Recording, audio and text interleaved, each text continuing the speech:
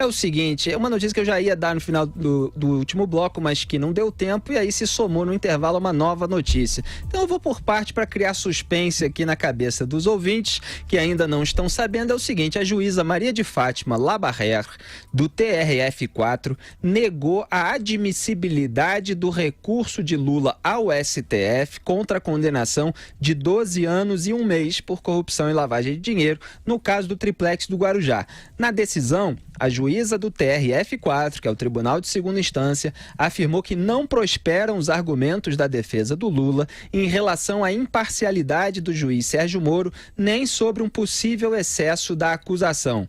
Muito bem, a gente já estava sabendo que essa medida poderia influir no julgamento do STF, mas como o STF é chegado naqueles que já são chamados agora de habeas corpus canguru, quer dizer, é chegado a saltar instâncias, a segunda turma podia atropelar essa decisão, não dar a menor bola. Mas a notícia que acabou de sair, atenção, é a seguinte: depois dessa decisão do TRF4 de negar o recurso do Lula ao STF, o ministro relator da Lava Jato no STF, Luiz Edson Fachin, cancelou o julgamento do pedido de liberdade de Lula. Atenção, Edson Fachin cancelou o julgamento que seria agora no dia 26, esse do qual a gente passou a semana toda falando aqui em Os Pingos nos Is, alertando para o risco do Lula ser solto. A segunda turma analisaria o pedido de liberdade no dia 26, véspera do jogo do Brasil contra a Sérvia pela Copa do Mundo, mas o Fachin felizmente cancelou esse julgamento. Vai dar muita gritaria e eu espero que esse julgamento não seja remarcado. E agora, José Maria Trindade? Pois é, as regras são claras. A história é a seguinte: esse é considerado um recurso excepcional. E para que isso aconteça, para que o recurso chegue ao Supremo Tribunal Federal, ele precisa ter um provimento da segunda instância.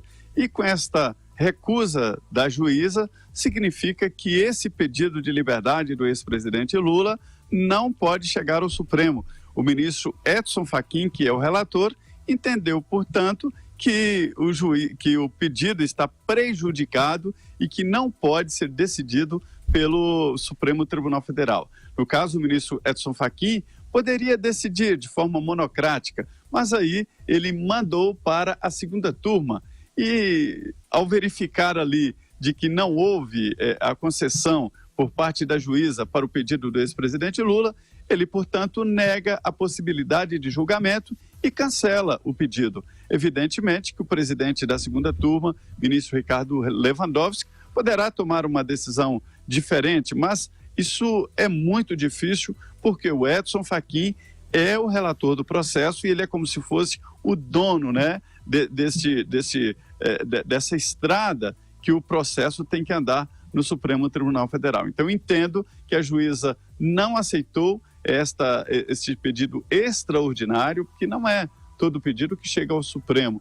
E aí o Supremo realmente pode suspender esse pedido de habeas corpus. O Fachin se redime, assim, da atitude dele de pedir que o julgamento fosse marcado para o dia 26, o que foi confirmado pelo Ricardo Lewandowski, no momento em que o trio libertador está em ação na segunda turma, Dias Toffoli, Ricardo Lewandowski e o Gilmar Mendes. Quer dizer, o Fachin não quis esperar a mudança que deverá ocorrer no Supremo em setembro, quando o Dias Toffoli assume a presidência da corte no lugar da Carmen Lúcia, e a Carmen Lúcia é deslocada para a vaga do Toffoli na segunda turma. Então o Fachin colocou em risco aí a prisão do Lula, mas agora cancelou o julgamento em decorrência dessa decisão da juíza do TRF4. Mas, sempre tem um mais, a juíza da segunda instância do TRF4 admitiu o recurso do Lula ao STJ contra a condenação no caso do triplex na Lava Jato. Então o STJ, que é considerado tribunal de terceira instância, poderá julgar esse pedido pela suspensão da condenação dele.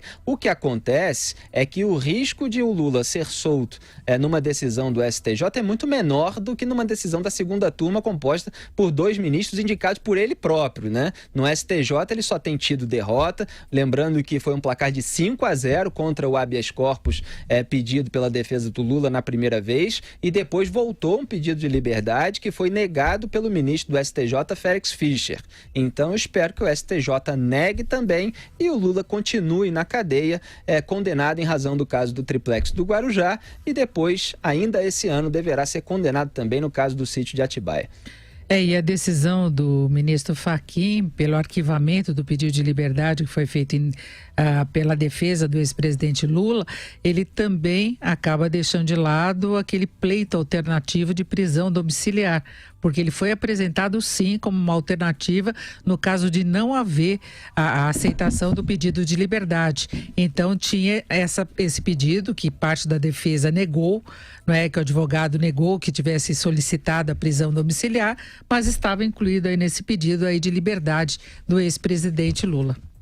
Muito bem, Denise Campos de Toledo e José Maria Trindade. Então vamos encerrar essa semana com uma notícia boa, né? O julgamento do Lula está cancelado, podemos assistir pelo menos a primeira fase da Copa do Mundo com uma certa tranquilidade. E vamos de vez encerrar esse bloco sobre o PT e partir aqui para uma nova pesquisa do Datafolha que... Fala aí, Zé Maria.